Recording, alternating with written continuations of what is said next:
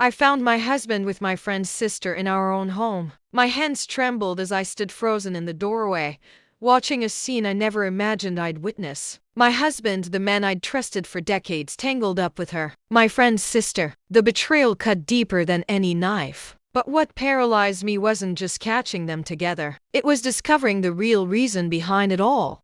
A secret so devastating it shattered everything I thought I knew about my marriage, my friendship, and my entire life. When the truth finally came to light, everyone who betrayed me learned a lesson they'd never forget. This is my story, and I need to share it with someone who will understand. I never thought I'd be the type of woman to tell this story. For 32 years, I believed I had the perfect marriage.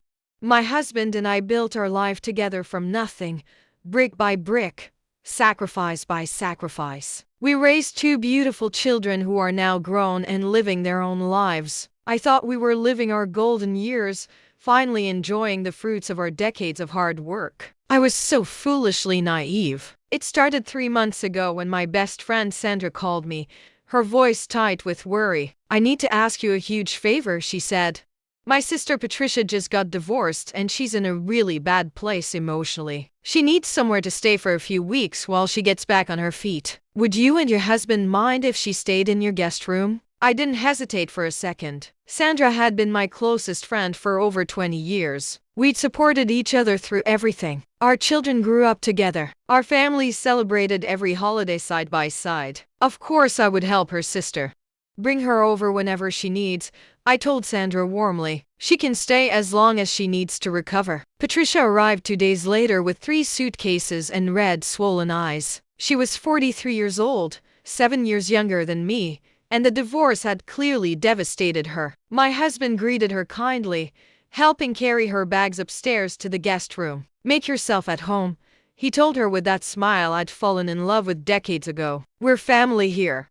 The first week went smoothly. Patricia was quiet, spending most of her time in her room or helping me with household chores. She seemed genuinely grateful. "Thank you so much for opening your home to me," she told me repeatedly. "I don't know what I would have done without you." I felt good about helping someone in need. I felt like a good person, a good friend. But then I started noticing small things. The way my husband would linger in the kitchen when Patricia was making coffee in the morning.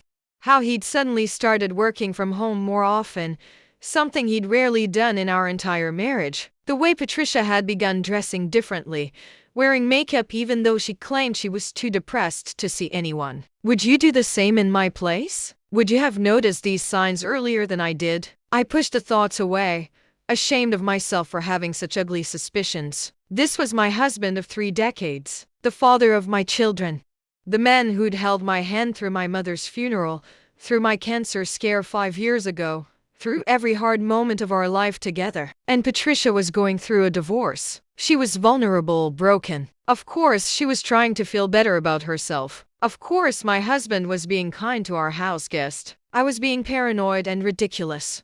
If you're enjoying this story, don't forget to subscribe to the channel, give it a thumbs up, and comment what you would do in this situation. One afternoon, I came home early from my volunteer work at the community center. I developed a headache and decided to skip the rest of the day's activities. I parked in the driveway and noticed both my husband's car and Patricia's rental car were there. Good, I thought. I wouldn't be coming home to an empty house.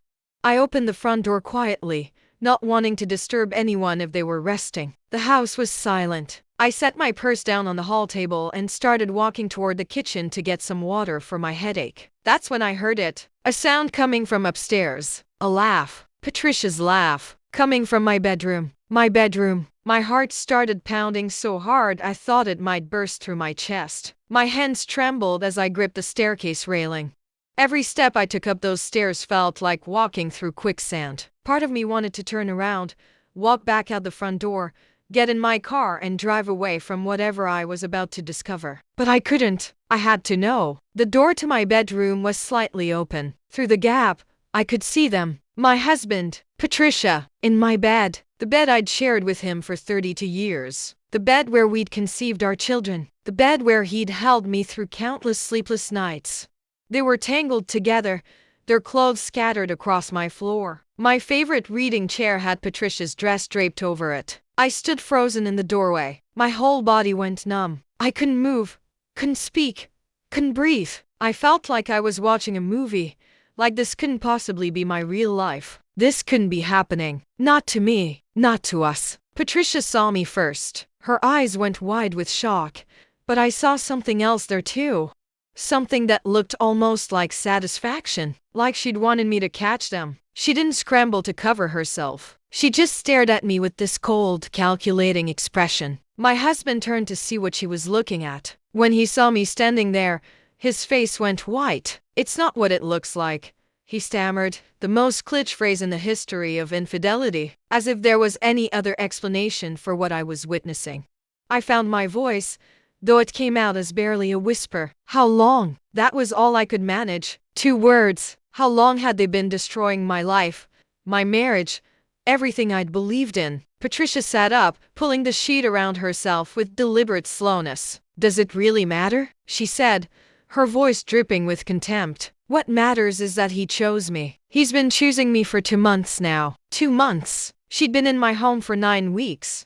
Which meant this betrayal started almost immediately. While I was making her breakfast, washing her clothes, comforting her about her divorce, she was sleeping with my husband. Give it a thumbs up if you think I did the right thing." "Get out," I said, my voice stronger now, fueled by a rage I'd never felt before in my entire life. "Both of you, get out of my house right now." My husband had the audacity to look hurt. "Can we please talk about this?" he said, reaching for his pants.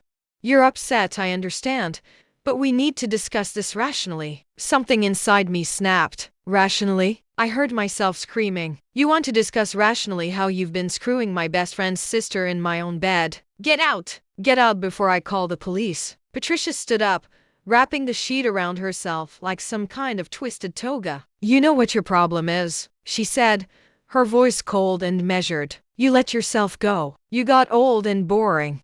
You stopped being a wife and became a roommate. He needed someone who could still make him feel alive." I felt my face burning with shame. My hands trembled with contained rage. Was this really happening? Was this woman, whom I'd taken into my home out of kindness, really standing in my bedroom telling me that my husband's infidelity was my fault? "I'm 50 years old," I said, my voice shaking. "I've been with him since I was 18. I gave him the best years of my life. I gave him children.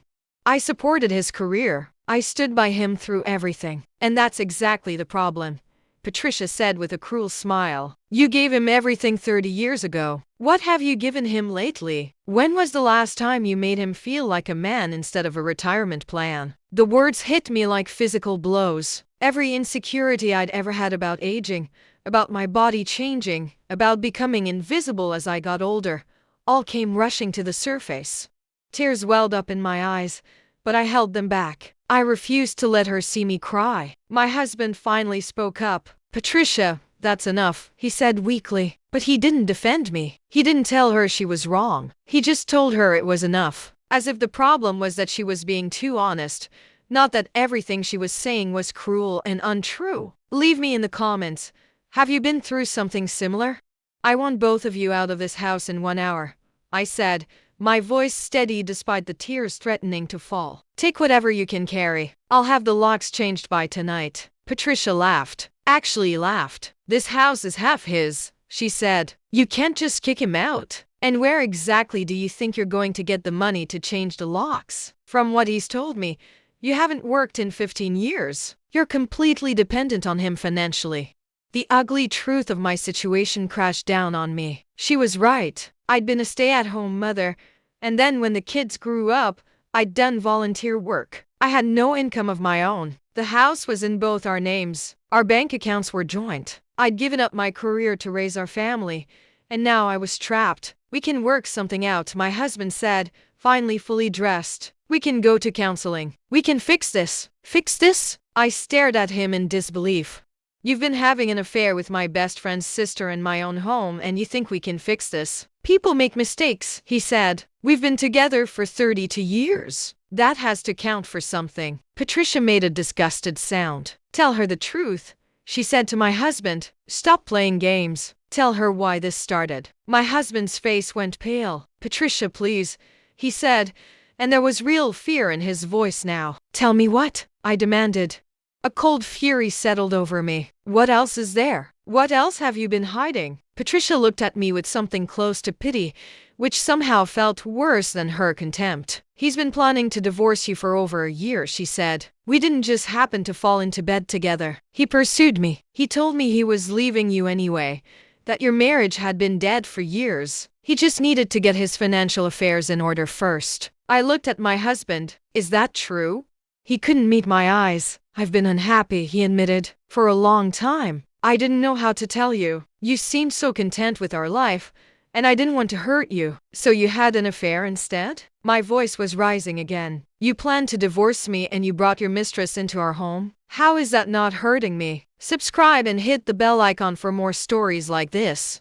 "I thought if I could just get everything arranged properly," he said, "if I could make sure you'd be taken care of financially, then it would be easier. I was trying to do the right thing." The right thing? I could barely comprehend his logic. The right thing would have been to be honest with me, to not cheat, to not humiliate me in my own home. "You're not exactly blameless in this," Patricia interjected. "Sandra told me all about how you've been. How you've let yourself go, how you're always tired, how you never want to do anything fun anymore. You stopped being a partner and became a burden." The mention of Sandra's name sent a fresh wave of pain through me. "Sandra knows about this?" I asked, my voice barely above a whisper. Patricia's smile was venomous. "Of course she knows. Where do you think we first started talking?" "At Sandra's birthday party 6 months ago. She introduced us. She thought we'd get along. And we did. Very well." 6 months. They'd been planning this for 6 months. And my best friend knew. The betrayal was so deep, so complete. I felt the floor opening beneath my feet. "Sandra doesn't know about the affair," my husband said quickly. "She just knows I've been unhappy. We talked about it a few times. She suggested I try couples counseling, while suggesting her newly divorced sister move into our guest room." I said, "That seems like quite a coincidence." My husband looked uncomfortable.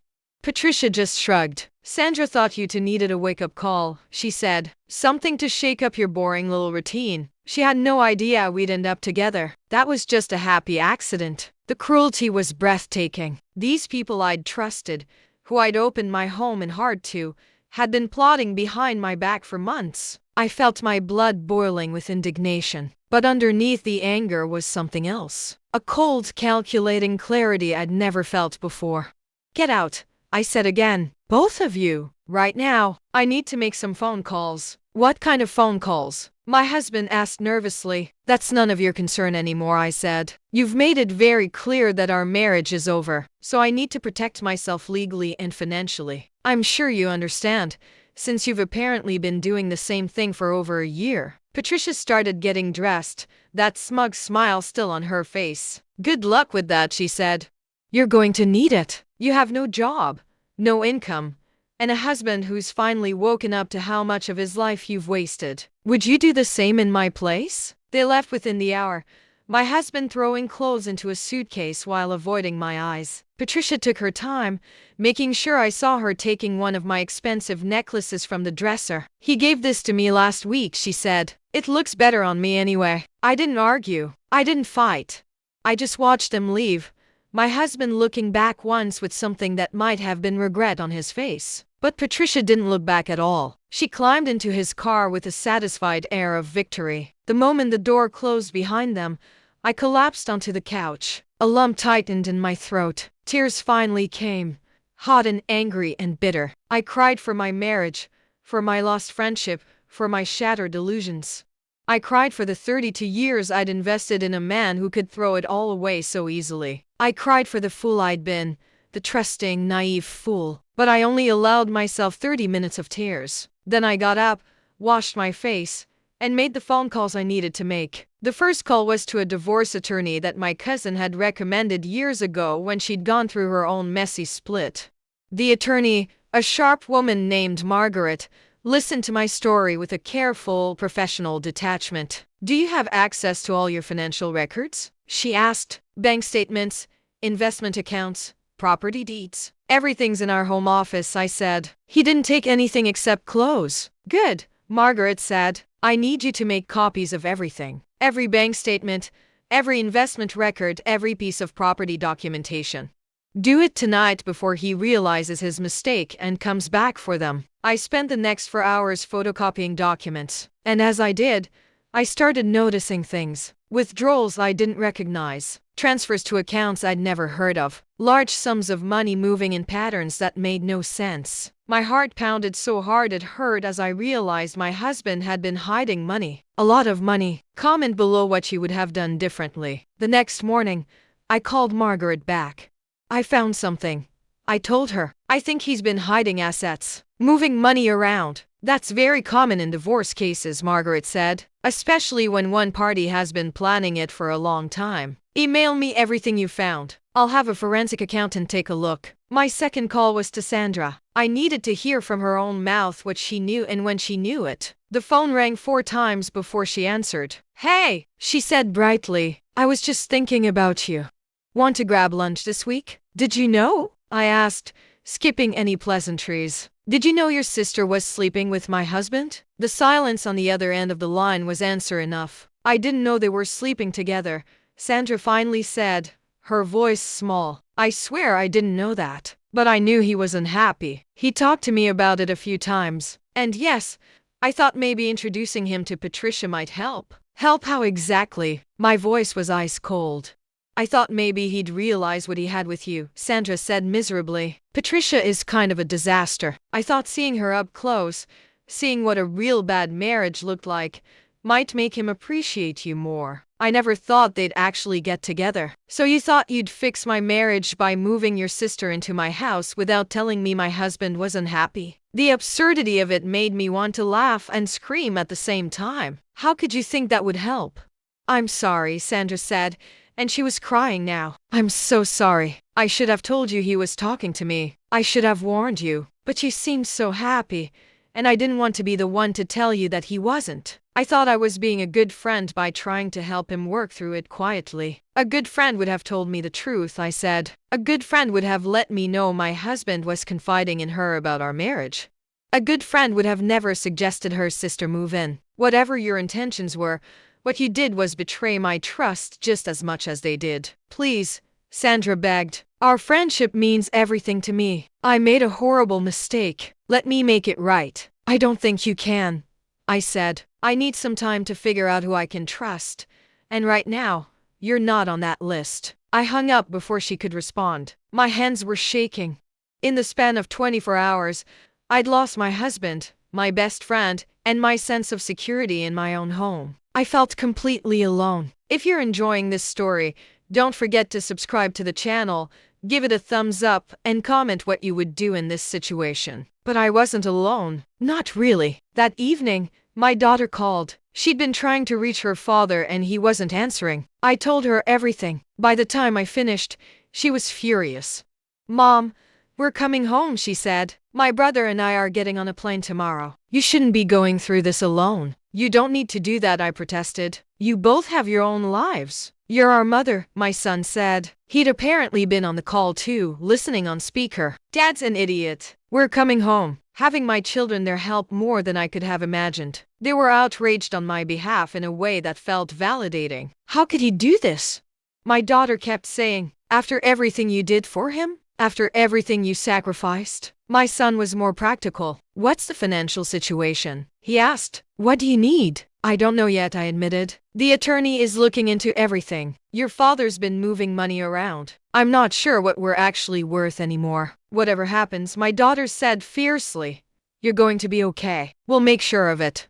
The forensic accountant's report came back a week later. Margaret called me to discuss the findings, and the anger in her usually composed voice was evident. Your husband has been very clever, she said. He's been siphoning money out of your joint accounts for 18 months. Small amounts at first, then increasingly large sums. He's got at least $400,000 hidden in accounts under his business partner's name. I could barely breathe through my humiliation.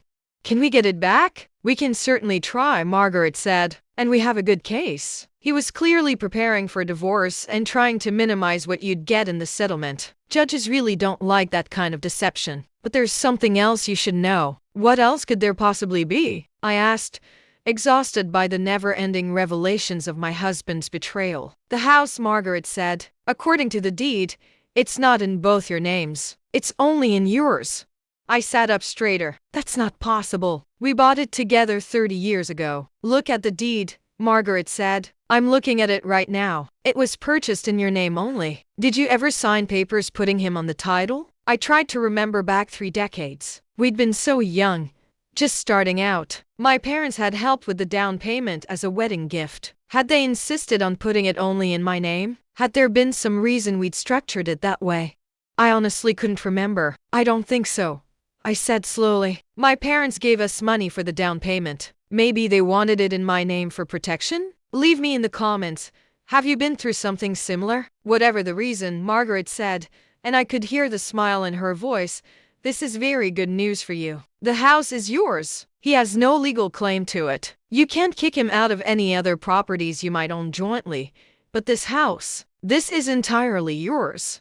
For the first time in a week, I felt something other than pain and humiliation. I felt a small spark of hope. So what do I do? You changed the locks, Margaret said. Today. And if he comes back demanding entry, you tell him he's trespassing and you'll call the police. The house is yours. He gave up any right to be there when he decided to have an affair in it. I called a locksmith that afternoon. By evening, every lock in the house had been changed. My husband called 12 times. I didn't answer. He sent text messages. We need to talk. You can't just lock me out of my own house. This is illegal. I forwarded them all to Margaret, who sent back a one-word response. Perfect. The next morning, my husband showed up at the door with Patricia. I watched through the window as he tried his key and found it didn't work. He knocked, then pounded on the door. Open up, he shouted. This is my house too. I opened the door but kept the chain lock engaged. No, I said calmly. Actually, it's not. This house is solely in my name. You have no legal right to be here. If you don't leave, I'll call the police for trespassing. His face went red. That's ridiculous. We bought this house together. Check the deed, I said. Your name has never been on it. My attorney has confirmed this. You need to leave. Patricia pushed forward. You can't do this to him. He's been paying the mortgage for 30 years. He's been living here rent-free for 30 years, I corrected. In a house my parents helped me buy and that has always legally been mine. Now both of you need to leave before I make that call to the police. You're being unreasonable, my husband said. We can work this out. We can come to an agreement. My attorney will be in touch with yours, I said. All communication goes through them from now on. You made it very clear that our marriage is over. Now you get to deal with the consequences. I closed the door in their faces and locked it. My hands were trembling, but this time not with fear or sadness, with strength, with the realization that I wasn't as helpless as they'd all made me feel. Subscribe and hit the bell icon for more stories like this. Over the next few weeks, more truths came to light. The forensic accountant found even more hidden assets.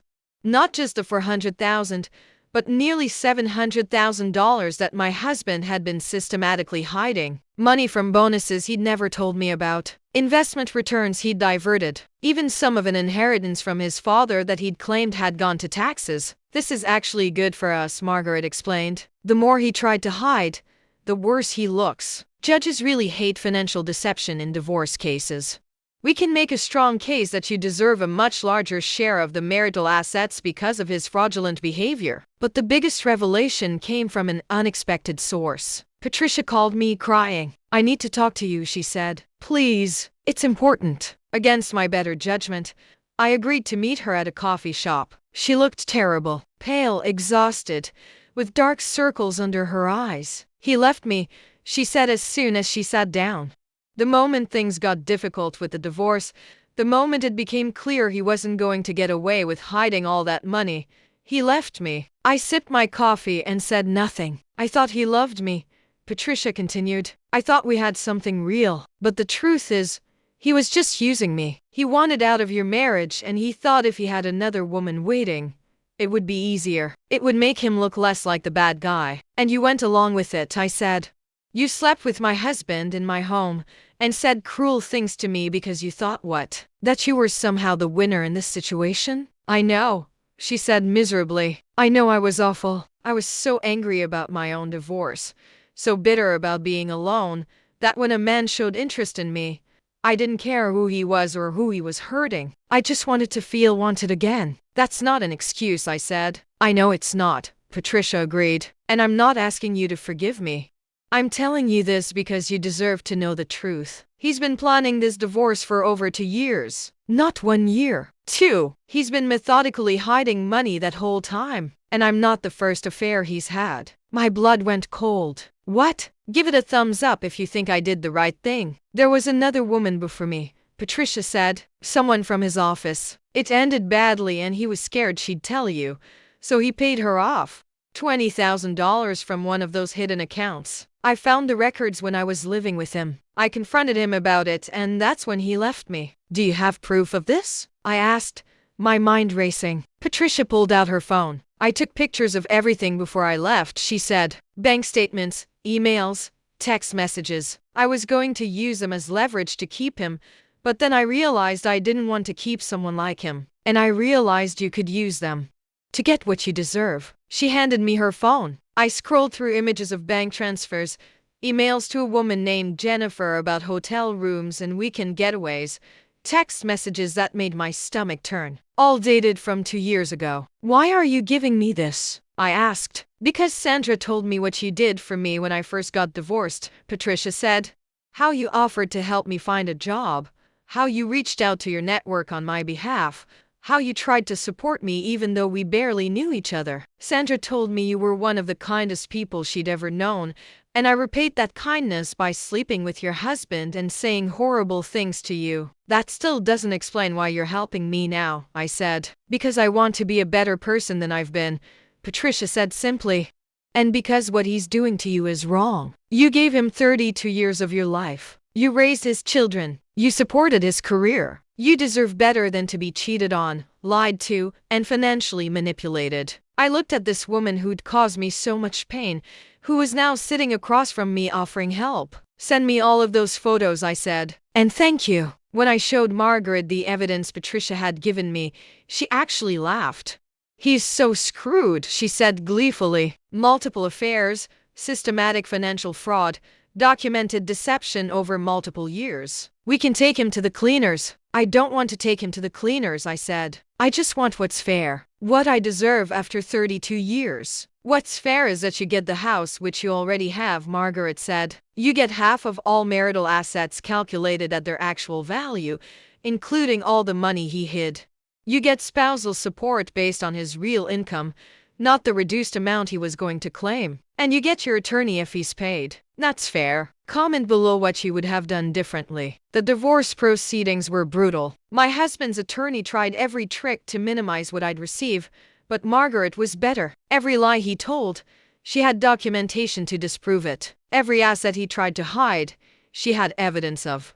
The affair with Jennifer, the affair with Patricia, the systematic fraud. It all came out in depositions and hearings. The judge, a woman in her 60s who'd been on the bench for 20 years, did not hide her disdain for my husband's behavior. Mr. Anderson, she said during one hearing, I have reviewed all the evidence in this case, and I have to say, in 30 years of family law, I have rarely seen such deliberate and calculating deception by one spouse against another. You have hidden assets, conducted multiple affairs, and attempted to defraud your wife of her rightful share of the marital estate. This court will not reward that behavior. My husband's face went white. His attorney, a slick man in an expensive suit, tried to argue, Your Honor, my client's personal failings aside, the law is clear about the division of assets. The law is also clear about fraudulent behavior, the judge interrupted.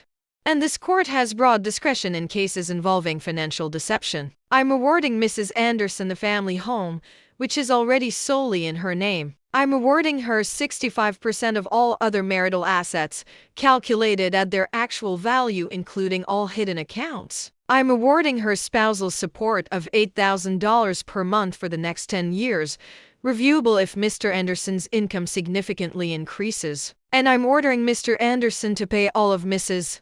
Anderson's attorney fees. Do you understand? Your Honor, that's not fair, my husband protested. That's nearly everything. What's not fair, Mr. Anderson, is what you did to your wife, the judge said coldly. You attempted to systematically defraud her after 32 years of marriage. You're lucky I'm not holding you in contempt for your financial behavior. This ruling is final. We're adjourned. Would you do the same in my place? I walked out of that courtroom feeling like I could finally breathe again. My children hugged me. Margaret shook my hand. You did it, she said. You got what you deserved. But the story wasn't quite over. 2 months after the divorce was finalized, I got a call from Sandra. Can we meet? She asked. Please. I know I don't deserve it, but I need to talk to you. I agreed to meet her at the same coffee shop where I'd met with Patricia.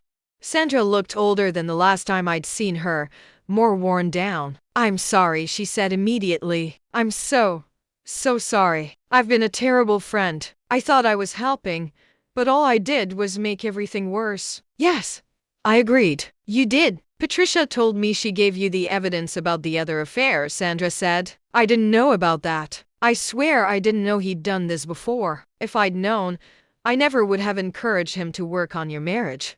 I would have told you to run. But she didn't know he wasn't happy, I said. And you didn't tell me. That's almost worse. You let me walk around thinking everything was fine while everyone else knew my husband was planning to leave me. Sandra's tears fell freely now. I know, she said. I know I betrayed you. I don't expect you to forgive me. I just wanted you to know that I see what I did wrong. I chose to protect his feelings over your right to know the truth. I chose to try to fix things behind your back instead of being honest with my best friend. And I lost you because of it. I sipped my coffee, considering. You did lose me, I said finally. The friendship we had is gone. I can't trust you the way I did before. But maybe someday, we can build something new. Something based on honesty this time. Sandra looked up hopefully. Really? You'd be willing to try? I'm not saying we'll ever be as close as we were, I cautioned. But I've learned over the past few months that holding on to anger and bitterness only hurts me. I'm choosing to let it go. Not for you. For me. That's more than I deserve, Sandra said quietly. Thank you. Leave me in the comments. Have you been through something similar? As for Patricia, I never became close with her, but we developed a cordial relationship. She moved to another state, started therapy, and sent me occasionally mails updating me on her progress.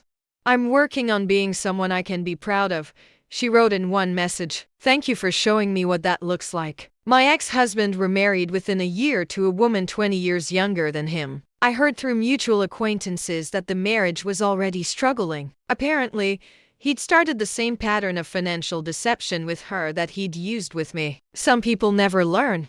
As for me, I used part of my divorce settlement to start a small consulting business helping women navigate divorce and financial independence. My years as a stay-at-home mother had taught me how vulnerable women can be when they're financially dependent on their spouses. I wanted to help others avoid the position I'd found myself in. My children are proud of me. Look at you, Mom, my daughter said recently. You took the worst thing that ever happened to you and turned it into something positive. You're helping so many women. I'm not going to lie and say that I'm completely over what happened. There are still nights when I lie awake wondering what I could have done differently, what signs I missed, how I could have been so blind. But those nights are becoming less frequent. Most nights now, I sleep peacefully in my house, the house that's mine alone, and I feel grateful for the life I'm building. If you're enjoying this story, don't forget to subscribe to the channel, give it a thumbs up, and comment what you would do in this situation. I've also started dating again, something I never thought I'd do. Nothing serious yet, just coffee dates and dinners with men I meet through friends or my business networking events. It's strange being back in the dating world after 32 years, but it's also exciting. I feel young again in a way I haven't in decades. Not because a man makes me feel young, but because I've rediscovered who I am outside of being someone's wife. One man I've been seeing, a widower named Robert who lost his wife to cancer 3 years ago, told me something that really resonated. The gift of starting over later in life, he said, is that you know yourself better. You know what you want, what you won't tolerate, what truly matters. We don't have time for games or pretense anymore. He's right. I won't settle. I won't ignore red flags. I won't make myself smaller to make someone else feel bigger. I learned those lessons the hard way, and I'm not about to forget them. The house feels different now. I've redecorated, gotten rid of furniture that held bad memories, painted walls in colors I've always loved but my husband thought were too bold. The bedroom where I caught them together is now my home office, completely transformed. I couldn't sleep in there anymore, so I took this smaller bedroom and turned it into a peaceful sanctuary with soft blues and whites. The office is powerful and energizing, with deep red walls and strong furniture. It's where I work on my business, where I help other women find their strength. Do you think I overreacted? Comment if you know someone like this. I've become something of a local expert on divorce and financial planning for women. I give talks at community centers and libraries. I've been interviewed for newspaper articles about protecting yourself financially in marriage. Women reach out to me constantly, sharing their stories, asking for advice, thanking me for being open about my experience. One woman told me, "You made me realize I don't have to stay just because I'm scared. You showed me that there's life after divorce, even good life, maybe better life." That meant more to me than any settlement amount ever could. My relationship with my children has also grown stronger through this experience. We talk more honestly now. They've shared their own struggles with relationships, their fears about repeating their father's mistakes. My son told me recently that watching how I handled the divorce taught him what real strength looks like. Not the kind of strength that dominates or controls, he said, but the kind that endures and transforms pain into purpose. My daughter has become fiercely protective of me, sometimes too much so. She interrogates any man I mention dating, researches them online, asks pointed questions about their divorces or their finances. I have to gently remind her that I can take care of myself now. I've learned how, but I appreciate her love and concern. It's healing to know that my children see me as a whole person, not just their mother, and that they respect the woman I've become. Sandra and I have slowly rebuilt a friendship, though it looks very different from what we had before. We meet for coffee once a month. We keep things surface level mostly, talking about our children, our work, general life updates. The deep intimacy we once shared is gone, and I don't know if it will ever return. Trust, once broken so completely, is incredibly hard to repair. But we're trying, and that counts for something. Patricia sent me a card on the 1-year anniversary of my divorce. "Thank you for being gracious when I deserved condemnation," she wrote. "Thank you for taking my evidence when you could have told me to go to hell. Thank you for showing me that it's never too late to become a better person. I'm working on it every day." I kept the card, not because I've completely forgiven her, but because it reminded me that people can change, that redemption is possible, that bitterness serves no one. Subscribe and hit the bell icon for more stories like this. As for my ex-husband, I rarely think about him anymore. When I do, it's with a kind of detached pity. He's almost 70 now, married to a young woman who will likely leave him when she realizes what kind of man he really is. He's cut off from his children, who want little to do with him after what he did. He tried to reach out to them several times, wanting to explain his side, but they weren't interested. "There's no side that makes what you did okay," my son told him. They maintain minimal contact now, obligatory phone calls on holidays, nothing more. I heard through mutual acquaintances that he's bitter about the divorce settlement, that he tells anyone who will listen that I took him to the cleaners and that the judge was biased against men. He can't seem to accept that the consequences he faces are the direct result of his own choices. That's his problem now, not mine. The other day, I ran into him at a grocery store. It was the first time I'd seen him in person since the divorce was finalized 18 months ago. He looked older, more tired. His young wife wasn't with him. He froze when he saw me, his hand tightening on his shopping cart. "Hello," I said politely, because I'm a civilized person and we're both adults. "You're looking well," he said stiffly. "I'm well," I replied. "Very well, actually. I hope you are too." He seemed surprised by my genuine tone. "I'm managing," he said. Then, after a pause, "I'm sorry for everything. I know I handled things badly." I looked at this man I'd spent 32 years of my life with, this man who'd betrayed me in the deepest ways possible, and I felt nothing but a mild sense of closure. "Yes, you did," I agreed, "but I'm grateful now. What you did forced me to become someone stronger than I ever knew I could be. So in a strange way, thank you." He looked confused, like he couldn't understand how I could thank him for destroying our marriage. But that was always his problem. He never could understand that pain and growth often come hand in hand, that endings make space for new beginnings. I walked away from that encounter feeling lighter than I had in years. I wasn't angry anymore. I wasn't hurt. I was just free. Give it a thumbs up if you think I did the right thing. Looking back now, I can see that finding my husband with Patricia, as devastating as it was in the moment, was actually a gift. It shattered the illusion I'd been living in. It forced me to see the truth about my marriage, about the man I'd tied my life to, about the false security I'd built my entire identity around. If I hadn't caught them that day, my husband would have continued his plans. He would have hidden more money, set up his exit strategy perfectly, and left me with as little as possible. He would have made me think it was a mutual decision, that we'd just grown apart, and I might have believed him. I might have accepted a tiny fraction of what I deserved, grateful for whatever scraps he threw my way. Instead, that moment of paralyzing shock in my bedroom doorway became the catalyst for my transformation. It was the push I needed to stand up for myself, to fight for what was mine, to demand the respect I'd always deserved but had stopped expecting. I've learned so much about myself in the past 2 years. I've learned that I'm stronger than I thought, smarter than I gave myself credit for, more resilient than I imagined possible. I've learned that starting over isn't the end of life, it's the beginning of a new chapter. I've learned that being alone is better than being with someone who doesn't value you. I've learned that financial independence isn't just nice to have, it's essential. It's security, it's freedom, it's power. Most importantly, I've learned that betrayal, while painful, doesn't have to define you. You can be betrayed and still trust again. You can be hurt and still love again. You can be knocked down and still rise up stronger.